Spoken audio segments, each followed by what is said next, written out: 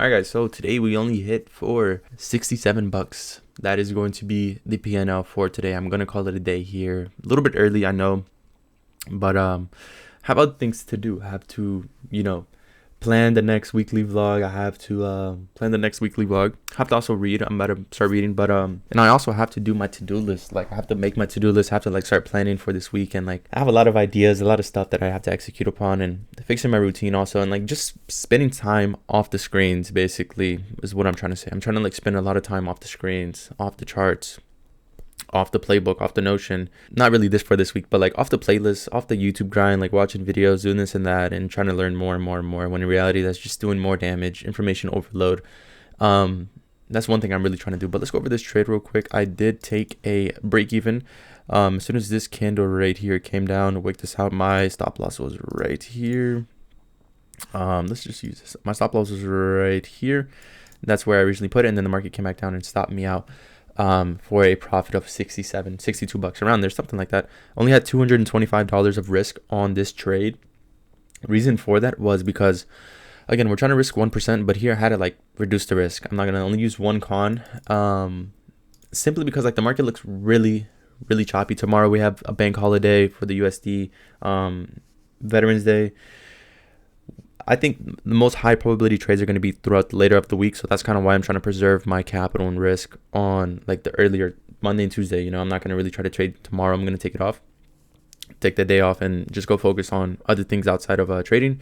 And then I'm just going to come back Wednesday, see if we can find anything Thursday and Friday also. I feel like those 3 days are going to be the most high probability days to find some setups. But let's go over the higher time frame here.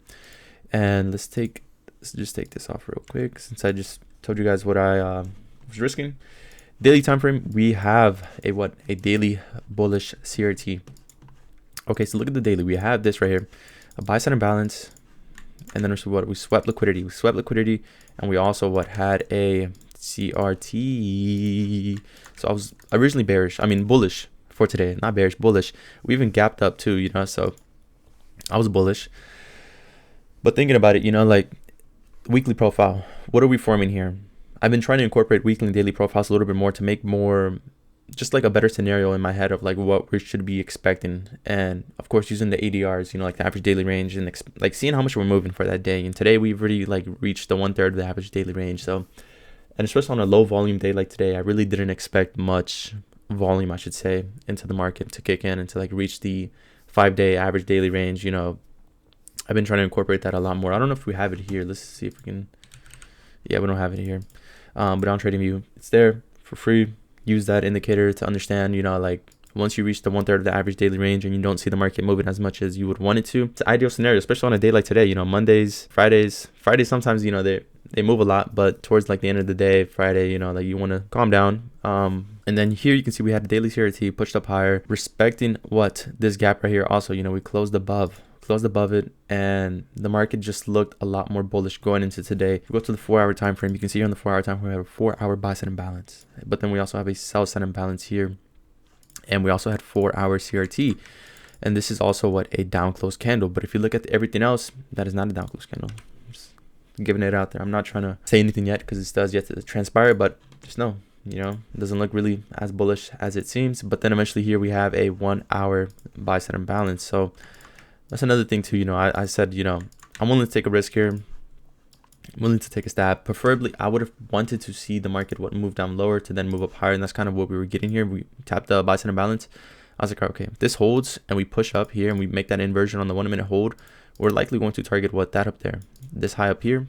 And if not, we're probably going to move down lower, and if not, we're going to reach that up there. So it's one of the two scenarios that can occur if we do hold that buy side imbalance, or that inversion, and the buy side imbalance. But yeah, and then on the 30-minute time frame, every time I scale down to like the 15 or 30 minute, it looks really bad there. But let's just go back down to the 1-minute. 15-minute time frame, we had 30-minute time frame, we swept the high, we closed back down below, bearish, EVP forming, and then 15-minute CRT did form. So I had contradicting biases, and this is another thing, like I could see the market play out in both scenarios here. I can see longs play out, but then I could also see shorts play out, and you can see the market is moving down lower. But ideally, what was the higher time frame telling me? And that's kind of what I was trying to lean towards more, a little bit more, was the higher time frame. Like the 1-hour buy side imbalance, You know, we have a 1 hour low. We're inside of a, you know, daily CRT, the bullish one. We can likely complete it. We also had SMT at these lows right here. The market on ES and NQ never reached below these lows right here. So that was a key prominent area for me to see a reversal occur, you know, like at least to 50% of the range. That's kind of what I was ideally trying to target, at least like a little bit of above the 50%, back into like the point of control, value area, low, all that good stuff, you know, on volume with 930 right now. So after 930 open, just like measuring the range, seeing where we can reach for sure. So right here, you can see the point of control is right up here. And I don't think we can have the volume area low. Yeah, we don't. But yeah, and then that was really it. You know, I thought the market could reverse here. And then on the 1 minute time frame, we also had a 1 minute inversion fair value gap. And I thought to myself, you know, that's kind of why I moved stop loss to break even a little bit soon, was because if we're going to break above these highs right here and try to reach for, you know, the point of control of that range, we're going to do that with speed.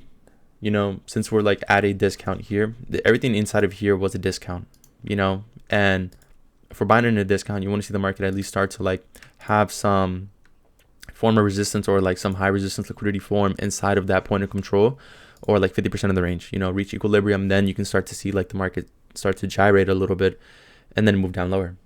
And that's kind of what I was aiming for. My objective was that, but we never got that. So that's kind of why I was trailing a little bit more aggressively, and I completely accept it. You know, it was a good scenario, you know. But let's go to these charts real quick and let's see, you know. This is what I mean by the average daily range here, right here. So the average daily range was already met on YM, but if we go to in Q here, you can see the average daily range was also met. The market is really stalling around it. It's not really moving. And 50% is right here. This is your 50%. The market already met, you know, the 1/3 of that. Is it likely to reach this? No. How do you know that? If you look at like the past ranges, once the market opens up, it usually is already at that area. It doesn't have to like trade into it. Like right here, whenever you open, it's already over there. You know, like if you have big moves throughout overnight in London, that's when it's moving already. Yeah, let's go over this real quick. We had that 15-minute CRT form, and it was this one right here that I was talking about. And then 30-minute also formed that bearish EVP. So then again, I could see both scenarios playing out, and that's kind of why I was a little bit more sketched out here. So we had that right there form, and then we had this one form, and then we had this right here form. So yeah, I was willing to take longs after that, you know, after this right here. Stop loss was at the low, 225 risk, aiming for, you know, like the point of control here. I'm not really against it, you know. Where's 930? I actually messed this up right there. So yeah, we're aiming for the point of control around here. Not bad. Just aiming for a good risk reward. A little bit below that, honestly, I won't lie. And yeah, we got stopped out in profit. It is what it is. On a day like today, I just really can't expect much, if I'm being truly honest. There's no point. And then if you look at ES and NQ, we were also breaking above these highs right here, and YM was failing to break above these highs right here. So I thought to myself, you know, like if we're going to be bullish, we would break those highs. Same thing with NQ and ES. You know, ES never really broke above these highs right here, while NQ was strictly breaking above those highs. And it doesn't really look as bullish as you would want it to. And we also had SMT below those lows. As you can see, YM was clearly below those lows right there. Same thing with ES. ES was never really below those lows, but it's not above those highs either. Now we kind of are moving. Am I going to take this right here? Not really. 1001. You can see 1001 right here. You know, these lows traded below. Same thing with these. Not really no SMT here. And again, I'm just done for today. You know, like that move right there was what I was trying to catch. This move right here is what I was trying to catch, you know, back up to the range. But again, I'm not really angry. I'm not really mad. I'm not really trying to catch anything that isn't like high probability for me, you know? So it is what it is. I just don't see the market moving with speed. I don't see it moving like with clear directional, I guess, volume, I guess you can say too. Like the average true range ATR is probably peaking right now. So let's go add that real quick. Let's see if I got that. Yeah, the average daily range, average true range is already peaking, it's dying down. You can see that there. The market is what, slowly it peaked already, you know, like the volume already peaked here and it's just dying off now. So, but mainly just the ADR instead of the ATR. And I just look at, you know, like what standard deviations we're reaching from Asia. You know, that's another confluence. You know, already met this. It lines up with this one.